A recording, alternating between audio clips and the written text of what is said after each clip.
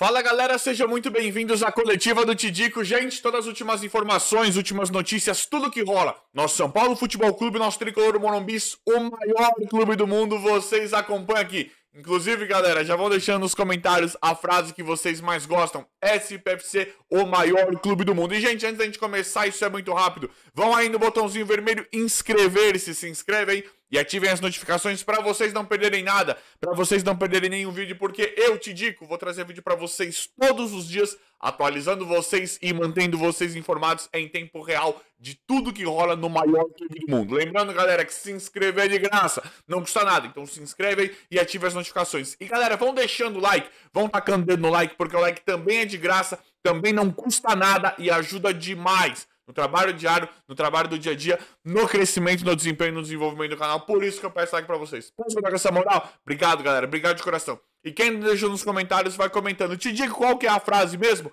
A frase que vocês mais gostam, galera.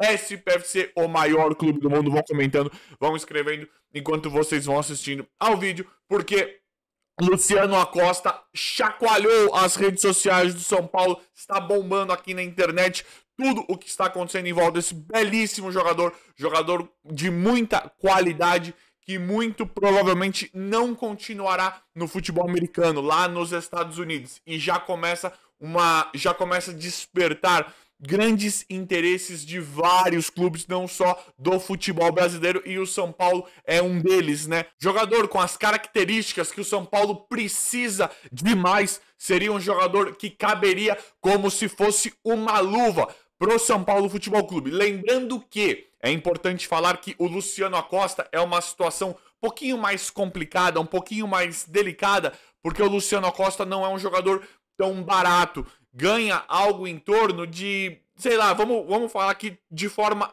total, aproximadamente de 1,5 milhão a 2 milhões de reais na conversão, né? Então ele não viria, caso ele viesse para o São Paulo, não seria um salário barato. E agora que isso está bombando, que o nome dele está aquecidíssimo no mercado, isso é muito prejudicial para o São Paulo Futebol Clube, porque aumenta demais a concorrência, aumenta o leilão, coisa que a diretoria, coisa que esse São Paulo atual, que é o pior para esse São Paulo atual, digamos assim, o leilão, entrar no leilão. Quando tem um cara que tá interessando para todo mundo, e o Palmeiras é expert nisso, né? Quando o Palmeiras vê que tem um cara que tá rolando no mercado e que possivelmente venha pro Brasil e que já começa a despertar... Perdão, gente. E que já começa a despertar interesse de vários clubes, o Palmeiras chega e joga lá em cima. Nem que o Palmeiras... talvez o Palmeiras... Às vezes o Palmeiras nem quer contratar o cara, mas joga valores lá em cima que é pra dificultar para sua concorrência. É o famoso leilão, aumentando o valor do jogador no mercado e atrapalhar os times, principalmente aqui do futebol brasileiro. Então o São Paulo lida com isso, né? São Paulo, que o Rui Costa, que nessa visão, nesse interesse pelo Luciano Acosta, teria daria uma cartada fenomenal, né? Uma jogada de mestre, uma jogada genial no São Paulo, acaba dificultando, porque estourou. Ficou uma coisa bem pública, bem midiática, o interesse não só do São Paulo, mas o de outros clubes pelo Luciano Acosta, que, diga-se de passagem, é um belíssimo jogador, mas que pelo cenário, pelo contexto, pelo histórico, pode não ser nada simples a contratação desse jogador. Gente, lembrando que tudo pode mudar, né? Lembrando que tudo pode mudar, não dá pra cravar nada, não dá pra cravar que não vai vir de jeito nenhum, ou que vai vir, ou não dá pra cravar nada. Tudo pode acontecer. É um nome que tá aí, que tá começando a aquecer em vários sentidos de mercado da bola, de negociação. Então não dá pra falar nada. A gente, nesse momento, a gente vê que não é uma coisa tão simples, pode não ser uma coisa tão simples, mas não dá pra cravar nada. Pode mudar, o São Paulo pode fazer uma baita oferta, pode negociar, o cara pode querer vir pro São Paulo. Acontece que é difícil pelas questões dos valores, talvez dos valores atuais do Acosta, e por despertar interesse de outros clubes e entrar em um leilãozão aí, né? Leilãozão aí que é o que o São Paulo menos gosta nesse momento, em que não pode descapitalizar, não pode chegar e comprar, soltar os valores da forma como nós queríamos, né? Galera, tivemos uma situação um pouco incômoda em relação ao treino do São Paulo, né? Uma suposta briga, treta, uma desavença ali no treino do São Paulo que foi repercutida, né? E que eu não posso deixar de trazer para vocês. E aí eu quero a opinião de vocês, porque é um assunto muito delicado, né? Tivemos relatos ali de que o São Paulo fez um treino, né? Aqueles treinos, e a gente gosta bastante de que sejam disponibilizados os treinos. A gente quer participar cada vez mais do São Paulo, né? É muito ruim quando a diretoria tira o treino, tira informação. É horrível, né? Nós respiramos, nós vivemos São Paulo Futebol Clube. Eles não têm o direito de fazer isso com a gente. A gente às vezes pensa que eles estão fazendo a gestão ali de uma forma estratégica, que estão pensando em fechar treino para ninguém ver e que isso possa favorecer, mas não ganha nada, né? Não ganha nada. Ganhou a Copa do Brasil com o Dorival. Se fechar treino, por exemplo, ou tirar toda a informação, tivesse resultando em vitórias, em títulos e modelo de gestão, tudo bem, né? Mas não tá ajudando em nada tirar a informação da torcida, tirar o treino, não ajuda em nada. Né? Se o São Paulo estivesse brigando Libertadores todo ano, ganhando ou perdendo, mas brigando todos os anos por Libertadores, por Brasileiro, você fala, beleza, o modelo que estão seguindo tá certo, mas não tá certo porque não tá resultando em nada. Tá cada vez pior a situação. Então é uma babaquice, uma papagaiada tirar toda a informação da gente, não postar treino, não postar bastidor, não postar nada. Isso é de uma babaquice gigantesca, que é aquilo que eu falei, acabei de falar, se tivesse resultando, se tivesse na prática dando certo e o São Paulo tivesse voando, beleza. Não adianta em nada. Então é patético, é palhaço, é uma incompetência gigantesca. E aí, tivemos relatos de que foi um treino, tivemos um calor lá no treino. Parece que um torcedor. Falam de torcida. Depois eu vi, não posso chegar aqui e cravar pra vocês. Falaram que a torcida tava cobrando com uma contundência maior do que o devido. Tava cobrando ali no treino. E eu respeito muito qualquer tipo de cobrança, mas tava cobrando ali no treino. E aí dá pra ouvir, né? O treino é diferente do jogo, bem diferente, né? E aí o Zubeldia, o Luciano, acho que talvez o Rafinha também, teriam se incomodado ali, né? E debatido, ó, peraí, nós estamos treinando e tal. Não é assim. Os líderes lá do elenco, né? Falam-se dos líderes, os que comandam realmente o futebol lá no São Paulo, que acho que é o Luciano, o Rafinha, né? Falam desses caras, junto com o Zubeldia aí. E aí, né, aí falaram que foi um torcedor só que levantou, não dá pra saber ao certo. Mas isso rolou. Eu não tô aqui pra julgar, é por isso que eu quero que vocês comentem, porque eu não tô aqui pra julgar, para julgar a forma como cada um tem que torcer. Eu acho melhor, né, cobrar. Eu acho que é muito mais um ambiente de cobrar na hora do jogo. O caldeirão tem que ferver na hora do jogo, né? Na hora do treino eu não sei. Só que o torcedor também que fez isso, quem quis cobrar ali, talvez tenha sido uma única oportunidade de falar o que realmente pensa. E o São Paulo é da torcida. Não é essa de atrapalhar, ele fez, vai atrapalhar. Não é isso. São Paulo é da torcida. Para ser cobrado, criticado, amado, elogiado. É da torcida. O cara que só quer elogiar, o cara que só quer apoiar, está no seu direito. O cara que só quer criticar, o cara que só quer o melhor, o cara que não vê melhoria, também está no direito. Neste momento. São Paulo não tá ganhando nada. Ganhou porque trouxe um técnico do nível do Dorival Júnior que conseguiu ganhar mediante todo um contexto desfavorável. Que nós vimos ali que ele tirou leite de pedra, tirou o futebol de pedra. Porque era o mesmíssimo elenco. Diante de todos os problemas administrativos que o São Paulo tem. Então, torcedor, é por isso que eu quero que vocês comentem. Faça o que você quiser. O São Paulo é seu. Se você quiser só apoiar, tá perdendo de 5-0, você quer apoiar? Apoie. Se você quiser só amar, ame. Se você quiser assistir só pela internet, assista. Se você quer assistir só no estádio, assista só no estádio. Se você acha que tem que criticar porque não ganha nada faz muitos anos e o São Paulo tá realmente abandonado, critique, faça, torça, do jeito que você quiser. Gente, André Silva, né, uma história bem bacana em volta do André Silva, que tem entrado e feito bons jogos, né? Galera enfrenta uma má fase e o André Silva tem enfrentado uma boa fase, digamos assim, por menos oportunidades que tenha, né? Acho que há uma discussão bem bacana isso, nossa, que o André Silva merece mais oportunidades, merece mais minutagens, não só pelo fator Caleri, porque o Caleri é o titular, o Caleri joga demais, enfrenta uma má fase, poderia até ficar alguns jogos no banco, né, para dar uma descansada, mas não é sobre o Caleri, é sobre o André Silva que vem entrando muito bem. E aí o técnico do Botafogo, tivemos uma informação quente aí, né, uma novidade, né? Não é nenhuma informação, mas é uma novidade, uma questão interessante de que o Arthur Jorge já teria pedido o André Silva, né? Em outros clubes, já conhecia o André Silva lá de Portugal e teria pedido, né? Que pode pedir ele no Botafogo, por exemplo. Não é uma situação, uma carta fora do baralho.